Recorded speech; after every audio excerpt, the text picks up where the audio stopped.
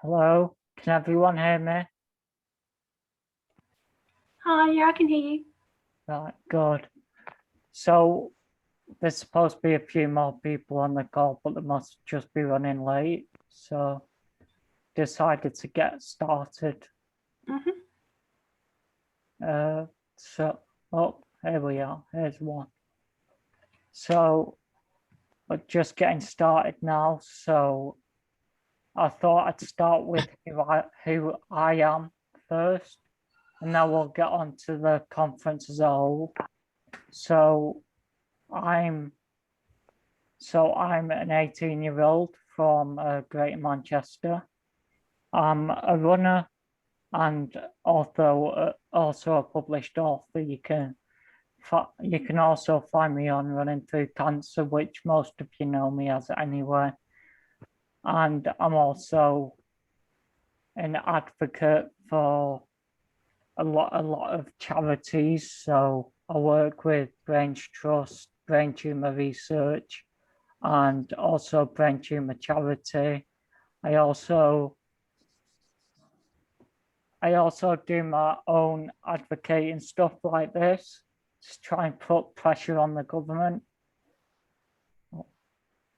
And I want to get started with a video of who I am, and I hope it works. Matthew Pullen.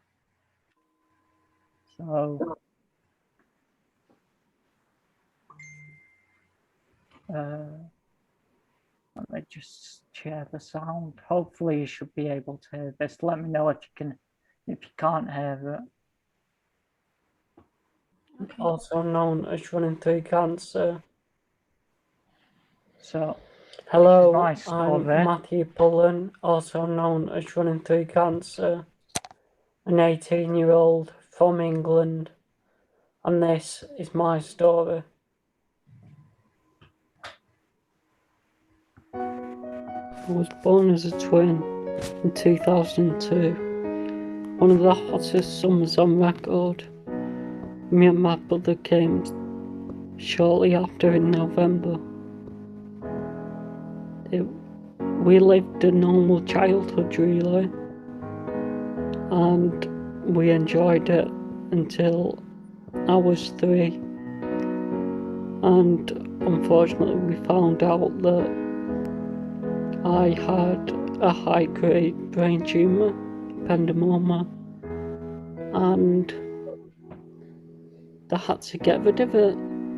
So, with the cancer, I had one of the top surgeons in the world who removed my cancer, and we stopped it from growing, and now there's nothing left. So as a 3-year-old, that was a lot to go through with radiotherapy and surgery. I remember learning how to walk again, trying to get to a shop although it was closed. That wasn't fun, but it's what we do. We always keep going and move forward. And then after that, I'd lived a pretty normal childhood. So I was in sports teams and just being a little boy again with my twin brother Alex, and then we had a new arrival of my younger brother Mark, who added to us. So number 3, I am the oldest, but I'm the oldest of the 3, so I feel like I need to look after them. Well, so we all lived happily, and then 2 years passed, and my mum, so our mum, unfortunately found out she had breast cancer, and she went through chemo, and that went. I wish I could say that was it. About 2 or 3 years later, after living happily again, she found out she had breast cancer, and unfortunately it had spread to all over her body. So when I was 9, me and my brother were 9, Mark was 6 or 7. Our mum passed away after we had so many nice memories and holidays together. So most of our life she unfortunately hasn't been present, and that's hard for me. So I can't imagine how hard it is for my brothers and for my dad, who lost the person he loved. A few years later, my dad got married again, and she brought along another child, Samuel, who's our stepbrother, and we live a normal life really. So go on holidays together, nothing really stops us. And then I went through school, was in sports teams and in everything else, so I did quite well in my GCSEs, and now I'm in college on my A-levels. 14 and a half years later, after finding out I had a brain tumour, I found out again after check-up, after falling over a few times after I'd started running, that said I had another brain tumour in exactly the same site. So I had surgery on that, got 99% removed. I couldn't be happier. Thank you to the hospital. Now I think it's gone. Radiotherapy comes, we see the scan, and unfortunately they say it's bad news. This tumour has spread to my brainstem, which now means they can't remove it. So I've got to live with it for as long as I can. Now I've had another 30 sessions of radiotherapy, and we've got rid of the main site of the cancer, but it's hard because it's spread to the brainstem. We can't do anything. I'm now on chemotherapy, and I am holding out for trial. One thing that I would say is, throughout my life I've learned that don't take life for granted. Show people that you love them and just be who you are. There's no need to hide who you are. You need to be yourself and love each other. My goals now are to graduate university and just love people like I'm never going to see them again.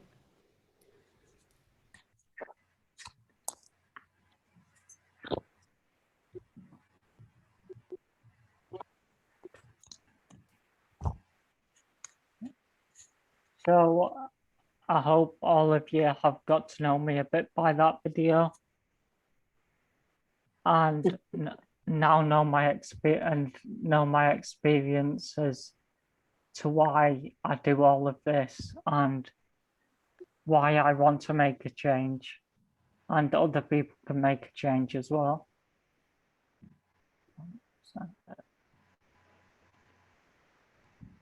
So next point. So I'm just gonna dive right into it, and if anybody wants to make any comments or has any questions, feel free just to unmute yourself or type in the chat box what you think of it and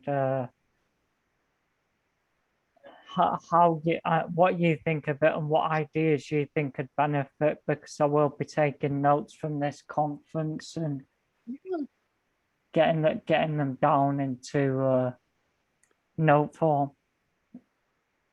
So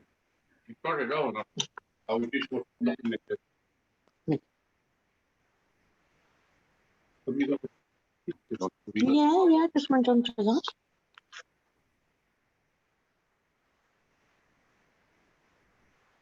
so we're gonna dive right into it, like I said, and please, like I said, feel free to unmute yourself. And this is a PowerPoint I made that shows the obvious things that I want to outline during my for my government report, which I'll get the honour of sharing to our health secretary and other people within government. So the main issues that I'd like to outline are the accessibility to support, support 16 to 25-year-old cancer sufferers, treatment options, and the handling of prognosis by doctors.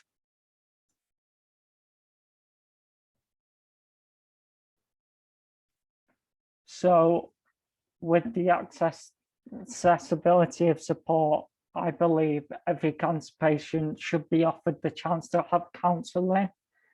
That's purely because I've spoken to so many people over the past few days and weeks, and it's simply not good enough that we're not being offered mental support for our illness. So I believe although the illness may be terminal, it's the enjoyability of life and also the thought of death isn't really what you want to be thinking. So I believe that everyone should be offered the chance to counselling. I've heard people have been either at the end of treatment or at the start, but it's just not consistent throughout, because I know after talking to people that I myself haven't been offered the chances that other people have for mental support, and it's simply not good enough. And we need to respect everybody's mental health, because dealing with cancer is hard enough, and not getting any support to that's just unhealthy. And I believe that it's just not good enough. Does anybody else have any thoughts on that they would like to say now? Yeah, Matthew, can I say something? Yeah. Okay. I honestly thought that counselling was part of the treatment. I mean, we all see these adverts with Macmillan nurses and this, that, and the other, and they're only at the end of a phone. I honestly didn't realise that it wasn't every person who was offered it. I just thought it was routine. I'm quite shocked. I'm quite shocked. Especially at the start of treatment, I found that people haven't been offered the chance for counselling until the end of treatment. So that means people like me with the terminal illness won't be given a counsellor to talk to. Yeah, I would have thought that would have been the ideal time for them to do the counselling, is at the beginning, so that you know, well, you've then got the strengths and the tools to get through what you've got to get through. Yeah, but well, thanks. I personally think it'd make more sense to have them at the start, because then that deals with the backlog of patients you're going to get at the end of treatment and future mental health problems because of it, because you've already dealt with it at the start. Whereas when people aren't offered it, it's going to build up. Yeah. Okay. Thank you. You're May I say something, Matthew? yeah, It's Victoria here. I think that counselling and mental health services needs to be offered throughout treatment from right at the beginning all the way to the end and beyond, because it's not just about whether it's terminal or not. Some people get better. I've been lucky to be in remission, yeah, but the journey doesn't end there. There's still like a really long journey to go. yeah, Trying to Yeah. adjust back to normal life and how to cope with what you have been through, yeah. and you still need the support to get through that. Okay. So It needs to be throughout the entire journey. how long after would you suggest you need it for? At least a year, I reckon. At least a year. Because I read something, it was for every month of chemotherapy that you have Yeah, or treatment, it's 2 months recovery. yeah, So, I've got, that's a year of recovery for if you've had 6 months of yeah. chemo. Completely agree. I actually think, sorry, it's Jamie here. I actually think it's not just for the person going through it. It should be for the Yeah. whole family as well. Yeah. I'm writing some notes down. Counselling and for the whole I know there's charities out there such as Click Sergeant that aim to do that, Yeah. but simply they're overworked.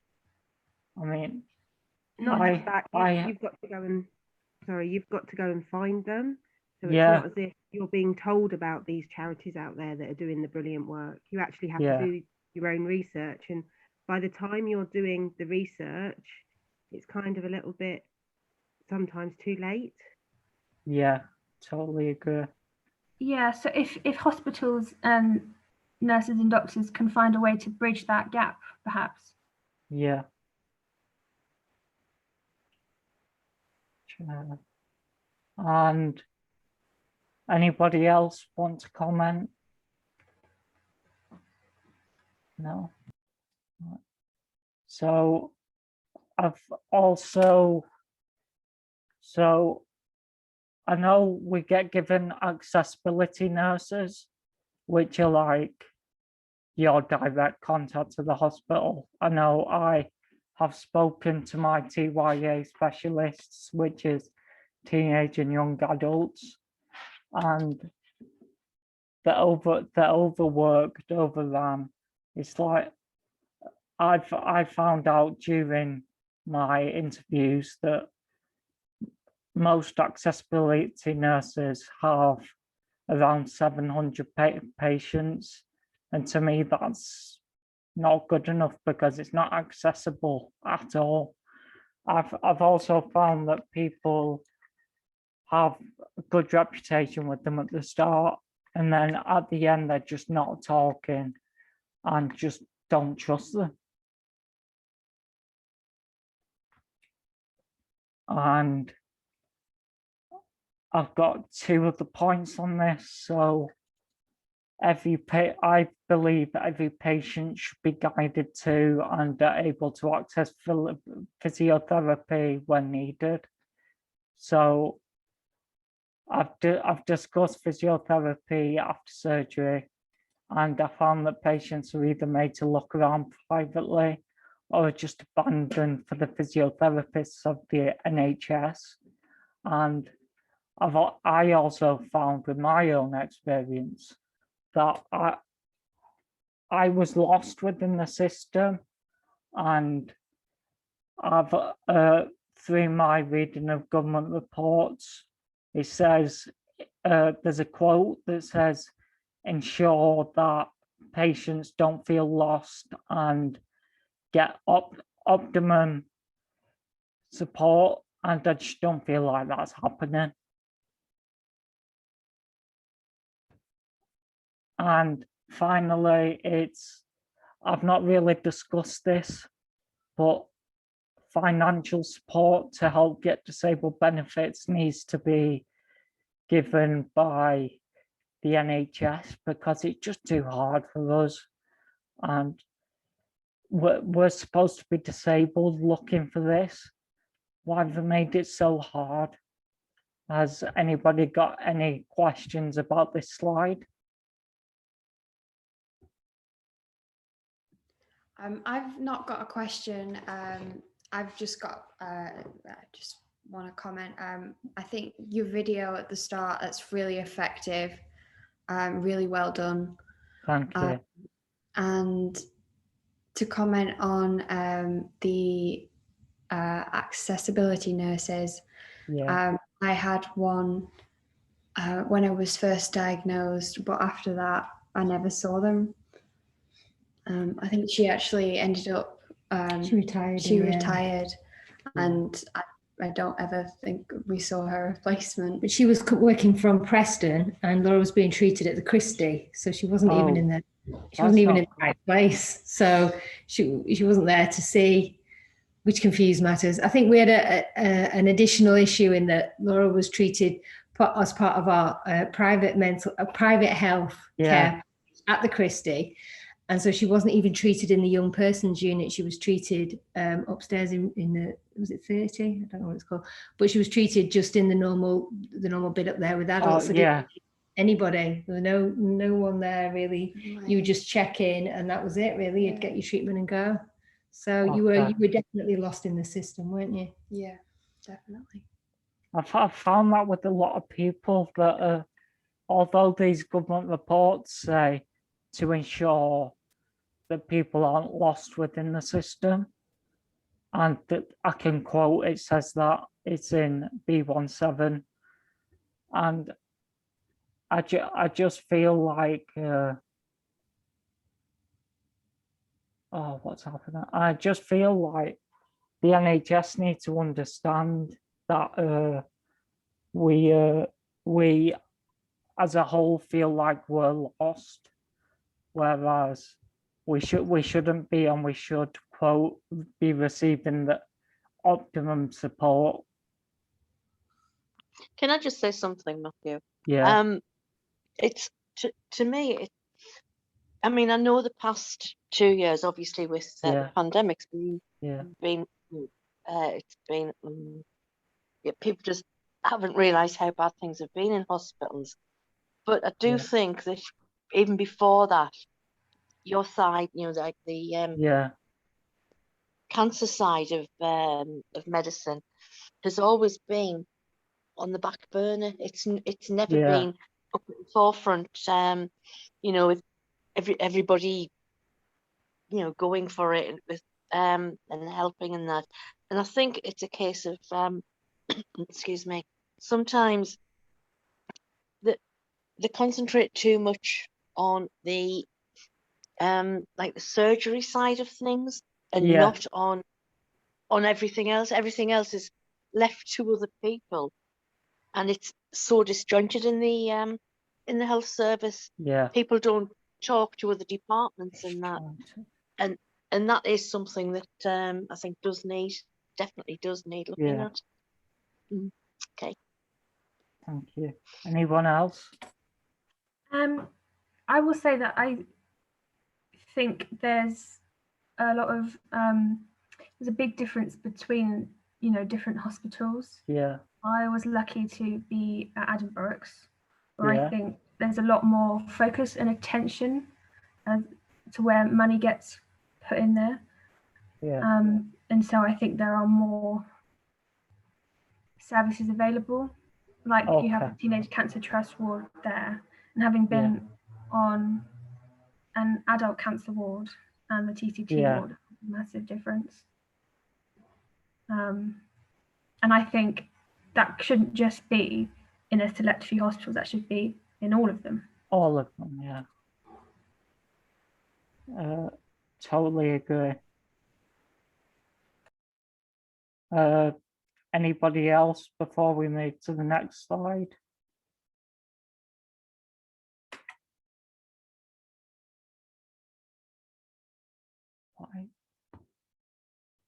Right, so this, I have spoken to a TYA specialist, as I said, and this section is going to be on support for 16 to 25-year-old cancer sufferers. I did originally have it as 16 to 23, but as I've noticed, the standard 16 to 25, and although you're fully developed at 23, you're not, as I've seen people saying, there's like, although I'm 23, I don't feel like I'm 23. I feel like they need those other 2 years to get back to normal. So I propose that we have a need of a specialist team, so doctors and nurses, and some space for TYA patients. I hope many of you on this call can see that I've listened to everyone there, that a space in especially radiotherapy departments, which was also agreed by the teenage and young adult specialists that I spoke to, that there should be a separate space for everybody in radiotherapy between 16 and 25, because the need to see people their age who are also going through it, instead of having that stereotype over it that cancer is an old people's illness, which is quite clearly not.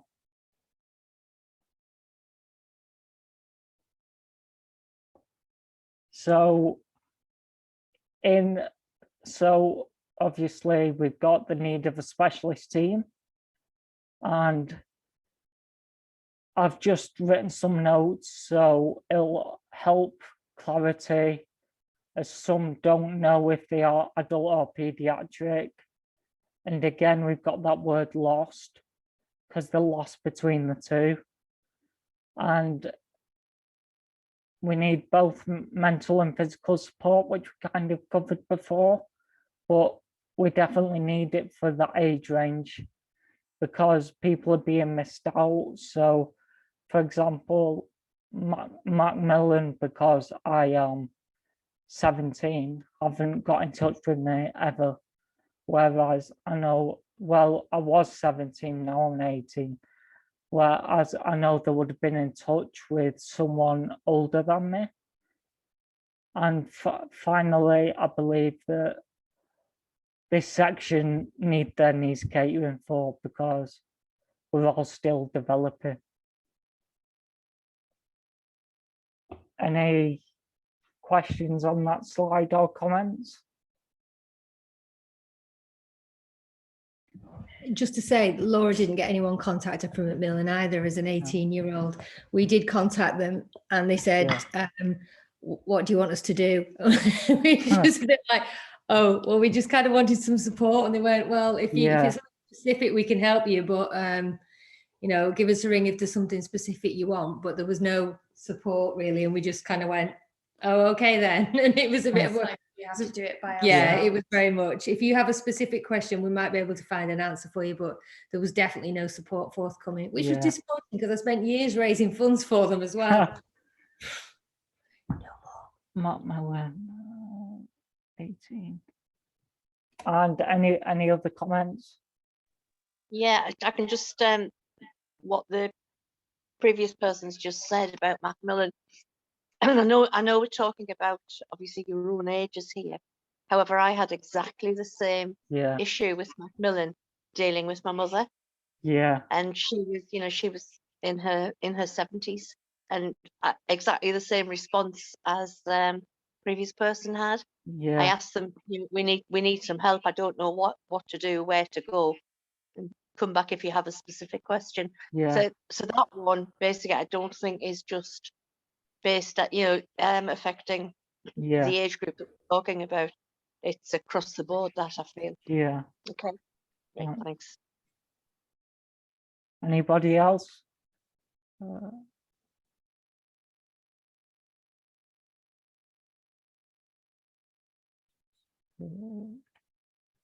I'm taking notes as well, so need to make sure these things don't get missed. Next You need a slide. secretary. I do. Yeah, you need a second. So a space for TYA patients. There probably a few of you got comments on this anyway, and just be open and honest about it. So what I propose is specialist TYA cancer departments and wards. I mean, I'm lucky enough that I go to a cancer hospital, which I'm on a young oncology ward, so ward department, and I know there's a young oncology ward there.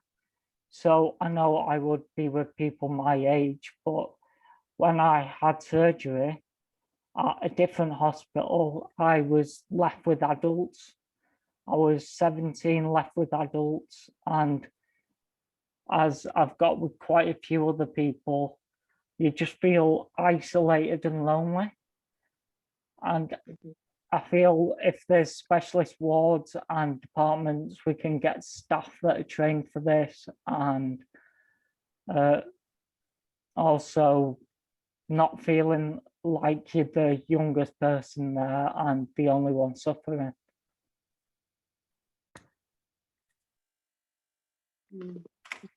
Any comments?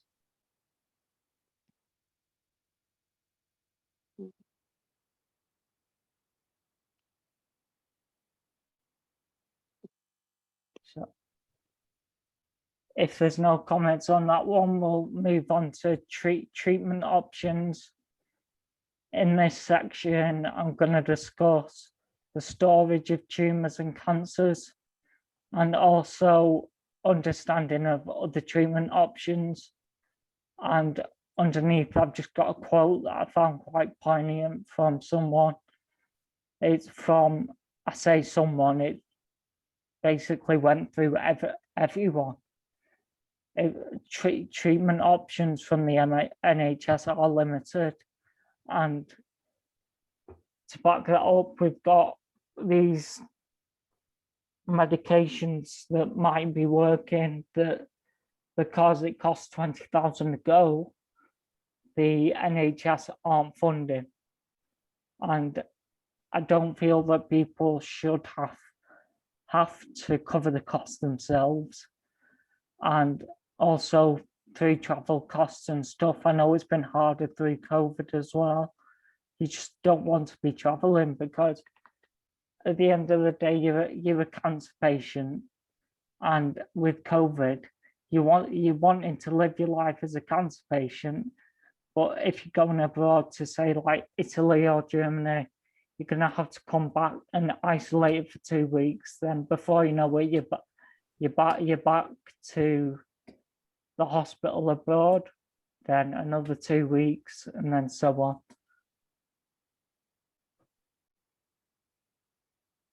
So if anybody has any comments about this at all, just just comment or question. So this is what I want to happen, and hope other people want to happen. I know this top one is actually law, as I read yesterday. There should be genetically tested, and so I believe that they should definitely be tested as standard to protect both the patient and the family from future diseases and future illnesses, and to protect, if you're going to have kids, to protect them, just to protect them and yourself. And I also believe that tumours and cancers should be stored correctly and frozen. These these tumours and cancers should be accessible to the patient. I've spoken to people who don't have access of them, and I think, let's be realistic, they definitely should be accessible for potential treatment and trials. Any comments? Yeah, I'm just interested in the first thing there, that they should be genetically tested as standard. I did not know that, and I know, having 2 children myself, I actually asked the question on whether it's a genetic thing, and I was just told that's something that we'll never know. So it's actually interesting to know that we're all obviously on a journey, and that potentially my tumour, when they took it out, would have been genetically tested. It shouldn't be. Just it should be by as a standard at the moment anyway, because I've been read the article, the report B17/SA from the NHS. It clearly states that tumours should be genomically tested. So I've read that's really hard to take that now, because I've been reading things, and I've texted people separately who's been within my interviews, just to tell them what I've read up on and what should have happened. That just because you have cancer, it shouldn't just be overlooked. That it definitely should have happened, and I'm sorry that I didn't. Any other comments? Hi. Yeah, I have a point on the tumours are stored and frozen.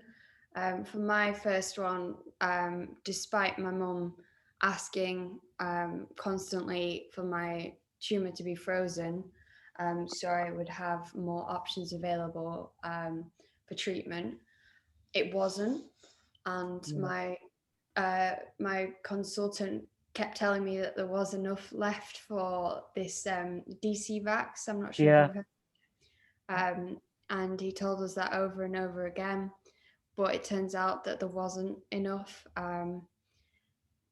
And yeah, it was really frustrating, and there seems to be quite a, I don't know, there's sort of a bit of fobbing off going on, even when you know that that's what you want. But with something like, in Laura's situation, she's glioblastoma. You don't know you have glioblastoma until you have the results of the surgery. So for a lot of people, they don't know that they needed to ask until after they find out what they have. So by the time they know it's glioblastoma and you could potentially have immunotherapy using the tumor, it's too late, because they're already healing and recovering from the surgery. So we have to rely on the surgeons and the technicians to do that for us before we can ask for it. Yeah. And it's really unfair on people that don't know to ask. Yeah, and even though we asked, we didn't get it. And another point about the NHS being limited in the options. I have since I got diagnosed, I've been having treatment in Germany, which the treatment is basically something that could easily be done over here. Or the NHS could put some money towards my travel there and the treatment. It's not a complicated process. It's half an hour a day for 5 days, and if you can have it done in the UK, you could do it in your lunch hour. But treatments aren't moving on anywhere near as fast as they are in other parts of the world. It's almost like they go, well, brain tumors are really hard, so we're going to concentrate the funds on the ones that are a bit easier to deal with, and we'll just leave them to it. That's kind of what it feels like. And it's not acceptable. Totally agree. Has anybody else got any comments? In relation to being told beforehand about sort of options and things, I wasn't told until after my treatment had started about sort of what could be done to like preserve my eggs in case I was rendered infertile. And by the time I'd asked, they said, well, it's too late now because you've already started treatment. And I was like, well, I haven't you didn't tell me about it before, I didn't actually have the opportunity, because treatment started fast, to properly explore that option. Hi, that happened to me as well. But I actually got in contact with someone, and they said that they would do some blood tests to see if I was still able to have Yeah, my eggs removed. And I've actually just gone through that process now. Having done 12 months of chemo Yeah. and Yeah. radiotherapy. So there still might be a chance for that Okay. to happen. Were you on the Zoladex injection? Because I was told that, well, they couldn't even find it. I'd have to wait for it to come off of the Zoladex injection before they'd be able to run any blood tests. No, Laura was on temozolomide, but they had to wait 9 months after she'd finished the last of the temozolomide before they would do any kind of testing. Yeah. So it was just a bit of a long process waiting for that to happen. But yes, I think there's no harm in getting Yeah, a absolutely. scan just to see. Yeah. I thought that there would never be anything like that for me available, but yeah, better late than never, wasn't it? Really, Yeah. it'd be better at the time, and Yeah, exactly like your getting situation. told. Yeah. yeah. I think I was told about fertility about 2 or 3 days before I started treatment. So I think it's because they're a specialist unit. They know this stuff. Whereas if you're being treated in like an adult or child, they wouldn't even question this stuff, which is Yeah. wrong. It just feels like they want to just get you in quickly and like start as soon as possible. Yeah, And you need to like yes, I understand the urgency, but also let's think holistically, and there are yeah, other long-term effects to this, so that should be thought about beforehand. Has anybody got any other comments on fertility?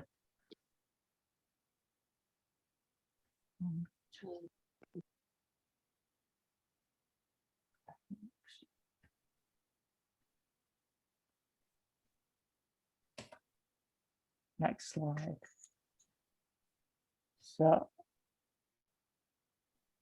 So understanding of other treatment options, which I've kind of touched upon, but this is the dedicated slide for it. So I believe that cancer patients should be showed and discussed openly other options available to them with an oncologist and an expert in the field of the options available. So someone that's an expert in the field, obviously, and so someone that has knowledge on multiple treatments rather than just the NHS treatments, and that if we have an expert, it would not only stop the restricted opinion of the doctor, which I've heard so many times, people being either discouraged or just being told, no, you can't have this drug. And this should allow the patient to make an informed decision of what treatment or option they would like to go down. Any comments?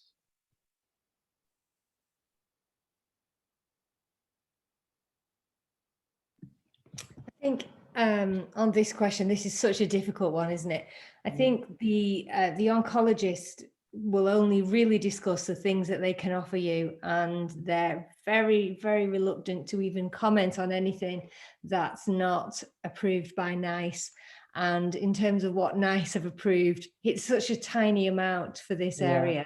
And so, you can do, when I used to take out huge printouts of things that I'd found on the internet and drugs and treatments, and basically I would make copies for him, and I knew that he wasn't reading them and he wasn't interested. And it's like that thing, you can have any color you want as long as it's black, because that's all I'm going to offer you.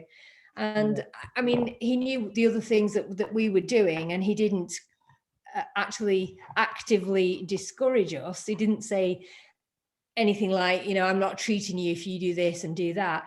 But we had a situation where for whatever reason, Laura didn't get weighed from January to August when she was on chemo, and she was on chemo for somebody that was 20 kilos heavier than she was, and she was really ill and had to get admitted with sickness. And the only thing he could say was, it's nothing I've done, it's because you're giving the supplements and you're giving her this, and basically threw it all back at us and said it must be something you're doing. In the end, the hospital kind of retracted that and did apologize for the fact that she was being overdosed on chemo. But anything that they can't control, they will use that for any side effect. They will say, well, that's because you're doing this or you're doing that. The only things they like are the things that they can monitor. And it's quite hard to go off piste and say, right, okay, we've had what you can give us, but we don't think that's enough to try to just go down one route. We think you need to do a combined approach. But if you do that, and I think very strongly that is the way, you're on your own and you're reliant on other people's opinions, other people's experiences, and doing your own research, which is not possible for everyone. And it is exhausting and financially draining and emotionally draining, but you do whatever you have to do. But then the next person will do all the research that I've done as well, and then the next person after them. And I know people in a very small group that have had to raise pretty much £250,000 to get treatment options. And that is just wrong, isn't it? It's completely wrong. And with the oncologists as well, if they don't accept new things, then how is treatment going to change? I know it's not changed for the past 20 years. Though, It's true. that it's not going to change if they don't accept other options. Has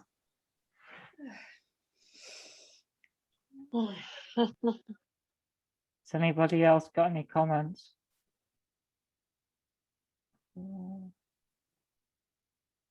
Options. Next slide. So this section's based on the handling of prognoses by doctors. So in this section, I'm gonna cover, oh, is this even a section? No, it's not a section. So in this little section, I want to say that patients should be asked before being given their prognosis, and so after prognosis or before prognosis, or even better, both, someone should be available to mentally assist the patient after such hard news. Any comments? Well, my experience was having a blood test, being called to hospital the next day, and not told why until I sat down in the chair, and they just kind of broke it to me, and then asked me to go and sit outside while they run some further tests. And there were like nurses kind of walking around, and sometimes they sort of stop and go, "You all right?" and then move on. And I was like, I'm not quite sure. I don't really know where my head's at. I do think they should have at least told me to bring someone with me. Yeah. Any other comments? Yes. Can I just say that the way it's handled prognosis, I think again is something that is totally across the board, and that they tell you, because I don't know, maybe it's because they're doing that every day, so many times a day, that it's nothing. Yes, it's upsetting. Yes, it's, you know, it's heart-rendering for us, but I think for the doctors, it seems as if they sort of become blasé about it. Yeah. And yes, you're told, and then you're moved on to wherever, and told that you can't sit where you've sat down to try and understand what you've just been told, and you moved on because there's other patients coming in, and obviously they don't want other patients to be upset with, you know, when they see you. And it just seems that the doctors are not, they're doing it that often that they're not being as compassionate and Yeah, thoughtful in some cases that they should be. yeah, It does seem as if it's across the board that yeah. just been talking about there. Okay, thanks. Can I just ask everybody in the call a question that has been either diagnosed or been given a prognosis, which is most of you? Did you feel like there was people, other people in the room that didn't really need to be there, who were just watching your reaction? I wouldn't say that that was the case with us. When I got my prognosis, I found that the doctors that were talking to me were kind of speaking a different language. They were speaking with words that I didn't understand. I actually had to ask them. I said something like, "Oh, is it a bit like cancer?" And they were like, "Yes, it's exactly like cancer. You've got cancer." But I had to ask them about that. They can go on about these medical terms, but at the time I had no idea what they were talking about. Yeah. Anybody else with? Yeah, when I was diagnosed, my husband was actually in the room, and thinking on it now, they didn't say, "Are you okay?" To talk in front of him, when obviously it was okay, Yeah, but they didn't know that, and yeah, it was Yeah. just it's kind of shocking, but for me, because it was a bit of an accidental finding. I had a CT scan, and the radiologist even came out whilst I was still lying on the bed and put his head up at like a fist in front of his forehead, and he said, "Have you got? Is that where it's hurting you?" So when I Yeah. came out from the CT scan, I actually turned around to my husband and said, "I think they found something." Yeah. You know, that was kind of very unprofessional, and it was almost as if that I scared the poor radiologist because of the size of what they found Yeah. in my head at the time. And I was told by then a junior doctor, because it was at 10:30, 11 o'clock at night. So it wasn't even as if I was told by a consultant or anybody like that. And I just Yeah. felt more sorry for the poor young doctor that had to tell me than Yeah. than anybody else. But yeah, it definitely needs revision. Okay. Yeah. Anyone else?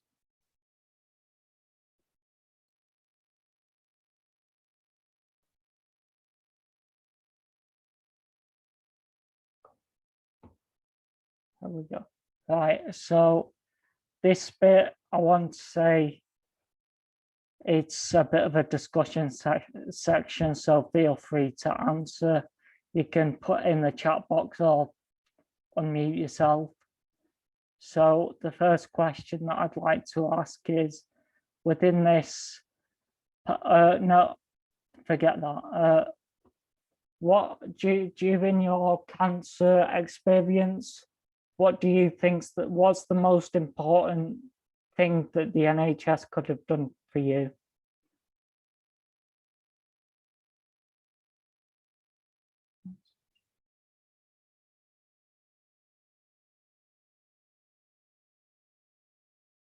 Answers.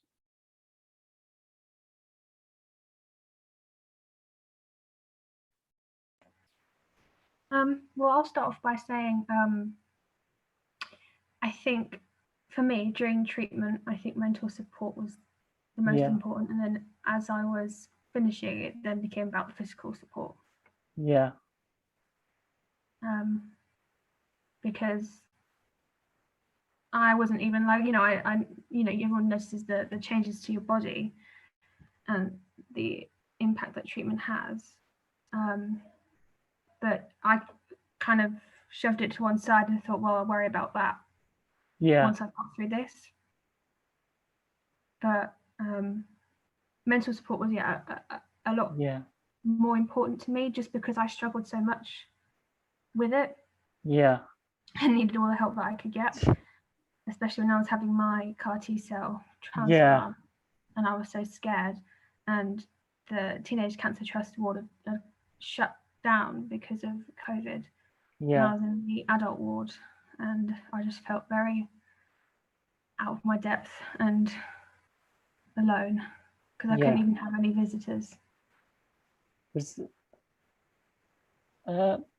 that due? I'm guessing that would be during COVID, but you should have been allowed like a mental nurse or someone. Yeah, and I mean, there was the TYA team Yeah. who would try and come and see me a couple times a week. Yeah. And I'd say, if you need anything, let us know. So sometimes, I'd say, I don't know, if you could get me some food from downstairs, Yeah. because hospital food's rubbish, and I much prefer an M&S sandwich, thanks. Sometimes they were too busy to get me one, but sometimes they could. Yeah. But sort of the most mental support was, well, they could get a counsellor to come in and see you sometimes if they weren't too Yeah. busy. The thing is, they are so busy because there are 2 counsellors in the TYA for I don't know how Yeah. many hundreds of patients aged between 16 to 25. And I just felt like I needed a bit more than someone just to talk about it with, because it Yeah. didn't take away my fear. Do you feel like About that having was someone that would understand would help a bit more, even if, Yeah. for example, they weren't medically trained, just someone to talk to? Yeah, because I mean, they came in and they were like, "Oh, I'm really sorry that you're feeling that way.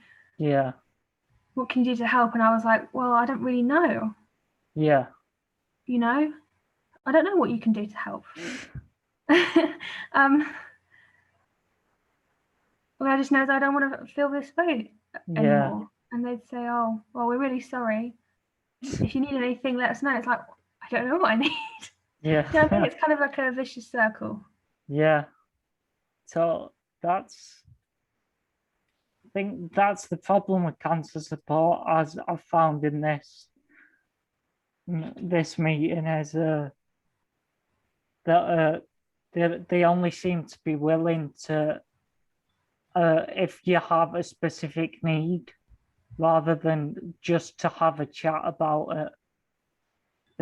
They don't seem to be willing to get your opinion on things if you just like, I need to talk about it, but I don't know what the problem is. Yeah. Yeah, I think counselling only goes so far. I think it's therapy Yeah. that can take you that step further in helping. Okay. Thank you. Anybody else?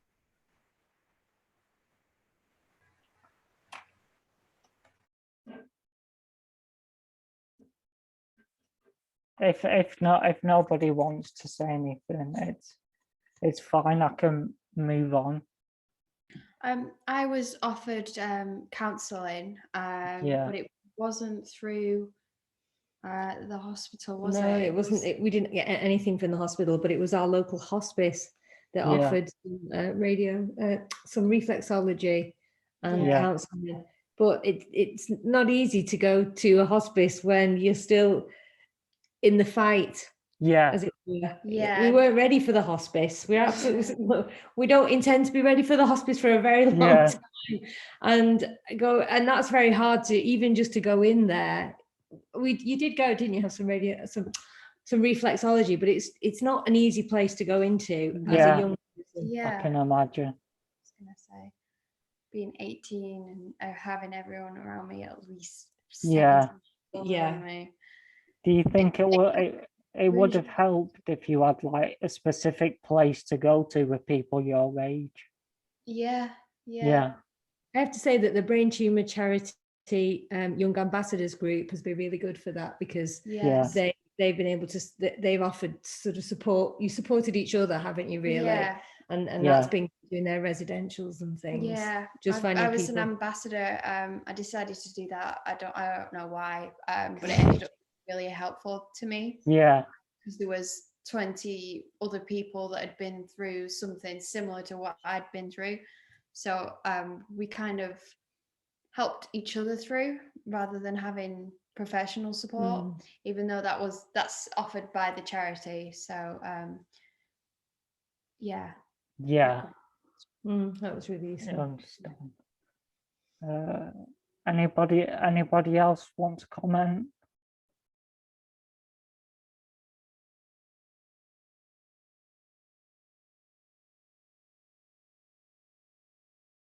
What, there's a chat. I can only see the last chat.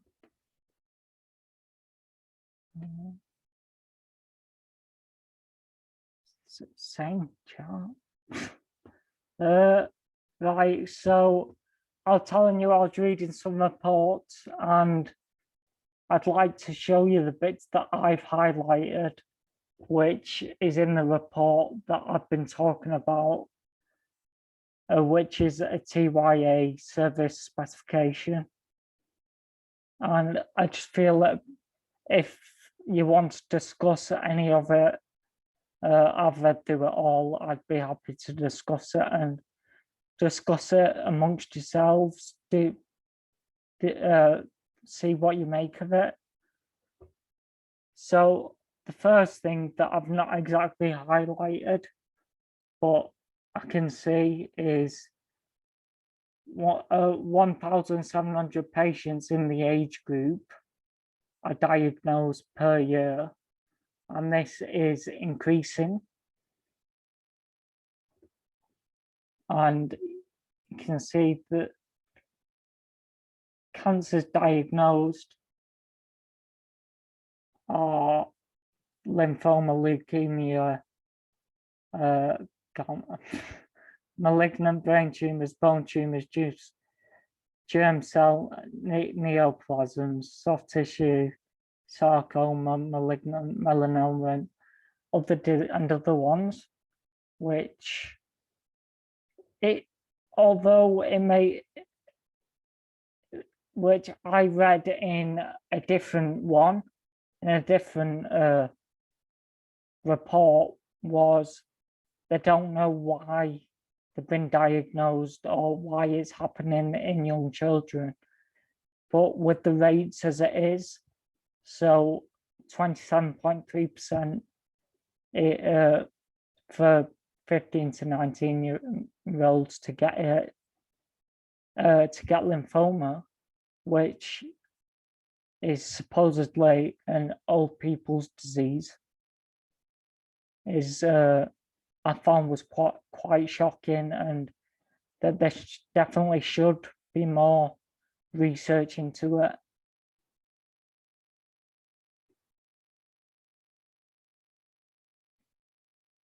So bits that I've highlighted. So the aims. Matthew, sorry, can I just interrupt you a second? What time scale is that over, this increase? Has it happened recently? You know, the time scale, you're saying about the increase in the cancers for that age group. Has that happened over a certain time scale, or? So there's, I did write it down, I can't remember. So I think it's from 2008 to 2013. Right. So it's over a large time scale, and something. It's not that large for an increase like that. It's not that long a time scale, really. No, that's really quite worrying. That. And apparently, it's increased by about 20% to 2020. Oh, right. Either we're getting very, very good at detecting this. Yeah. Yeah. Okay. Thanks. Yeah. You're welcome. And going on to support for cancer patients, we've got treatment and support for the patient and family should be throughout their cancer journey, which we spoke about it before, and we were right, and we can see it's written in this report. They should be happening throughout treatment. So start, and we can see here, if it'd let me, beyond as well. So that takes into account that you should get it at least a year after treatment as well.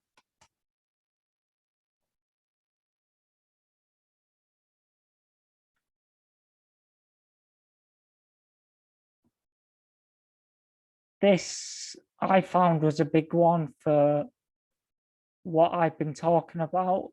So if you read carefully, this is what TYA patients are entitled to. And I just think age-appropriate care is important in age-appropriate settings, which we can see. And it's supposed to happen, but it's not happening. When I speak to the health secretary, I will be bringing that up. Because, and when I spoke to my TYA specialist, who was willing to do an interview, said this is a question I'd like to ask you, is whether you feel there should be dedicated chemo and radiotherapy suites.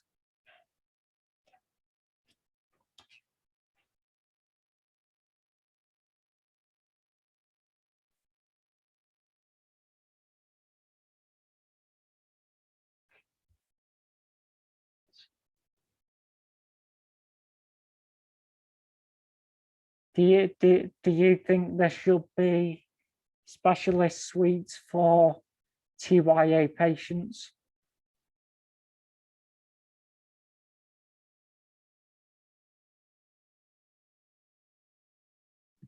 Yeah, I think that'd be a great idea, because it's very hard to be the youngest person in the room every time you go, isn't it? Yeah, I've spoke to a lot of people, and they also say that it's the hardest thing. They feel like they're in a room with people no younger than 50 years older than them. And I know I found it hard, and other people find it hard. So with a focus of TYA patients, we can not only improve the mental health of the TYA patients, but also the parents and families of the TYA patients who are going to radiotherapy or chemotherapy every day, every week, every month. And another one I found is, this is what we're entitled to, which we spoke about before, but I just thought I'd bring it up, is every TYA patient should be allowed entry to appropriate clinical trials. And in another report that I read, it says every TYA patient should get a chance. So no one should be left searching.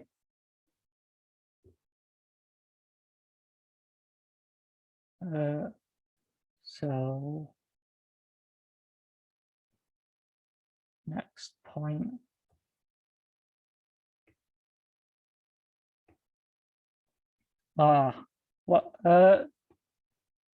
I'm just going to ask a question now. I'm going to change slide because it's on that slide. What do you think a TYA nurse should do for you?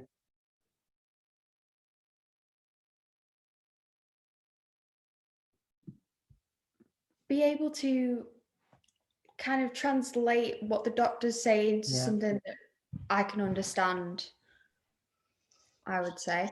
And put you in touch with people who can help you with things like PIP forms and paperwork Yeah. that not really in the right place to handle, and put you in touch with people that you need, even if you don't know you need them. For example, the fertility treatment, that's something that we have actually employed ours to put us in touch with someone, so you don't have to go from the outside. Somebody on the inside can actually refer you and just point you in the right direction, maybe show you a pathway of things.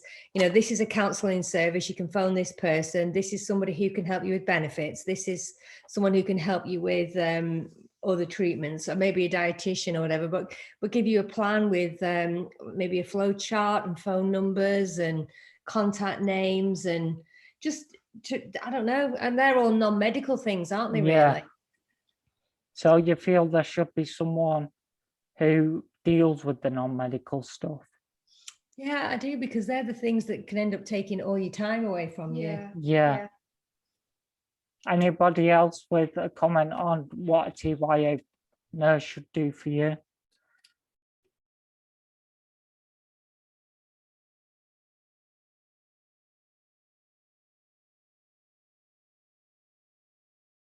Non-medical worker. No. So in this report, this is what they should be doing. So they should be able to provide age-appropriate facilities, and they should the TYA services should be able to offer choice to a TYA, or and they shouldn't be able to hinder this, which I found with physio and stuff was very hindered. I wasn't accepted to either adult or child without kicking up a fuss, and that needs changing.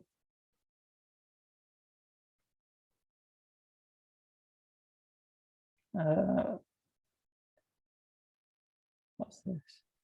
Yeah, I find that what that you've just said there, Matthew, that you know you weren't actually, you didn't qualify for the pediatric physiotherapy No, or for the adult physiotherapy. no, That something like that, just that should be arranged. And like you yeah, say, the TYA nurse, she should be I would think she's your contact. She's the yeah, person, or he, sorry, should be doing that. And to have to face, to have to kick up a fuss, and to have to chase around and try yeah, and get some sort of help at a time like that, it's a disgrace. It really is, and yeah, it just shouldn't happen. It shouldn't happen yeah, at all. Yeah, that's my opinion anyway. yeah. And there is a requirement to support patient choice. So everybody who's been saying that about doctors saying it's, I remember someone saying earlier that they were saying it's the patient's fault for taking different medications. That the requirement is to support patient choice, and they should do it, as we can see it's written down here as the specification. And again, we got the patient should be fully aware of differences in services available, but I would just take that we should be aware of services available, not different services available. We should be allowed to know every service available.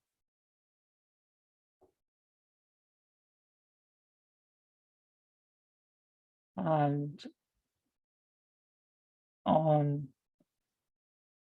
so we should have access to clinical trials and also have access to supportive care.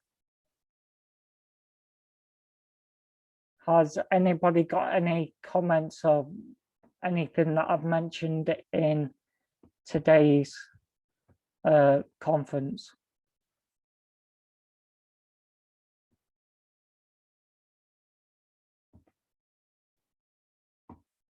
Now's your time.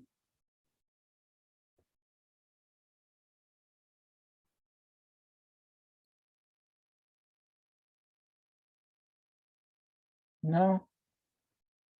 So, no questions. So I'd just like to say thank you everyone for coming, and I hope you all enjoyed the football if you're watching it tonight. And you can find me on Facebook, Twitter, Instagram, YouTube, whatever. It's just Running Through Cancer. And feel free to contact me with any of your worries. I'll get them written down and wrote up into an official document. And I just want to say thank you. And I've really enjoyed it. And thank you for attending. Thank you for doing it, Matthew. Thank you. Matthew. And keep up the good work. Yeah. Thank you. Have you got your meeting with the health secretary next week then? I know the personnel's changed, but I just wonder if you still have it. So next week, I've got a meeting with the local authorities in my area, Brilliant. CCJ, and then he said my MP said it'll be about a week or two before I can speak to Sajid Javid, because they don't know who his assistant is yet. Yeah, obviously we'll have a bit to catch up on, won't it? Yeah. Laura had a meeting with him a couple of years ago, just as part of a charity thing, and he was really very straight and really helpful, and I think Very nice. Yeah, really nice. So I would imagine you might get a better response out of this one than you might have the other one. Not to be political, but I think you might get more joy with this one.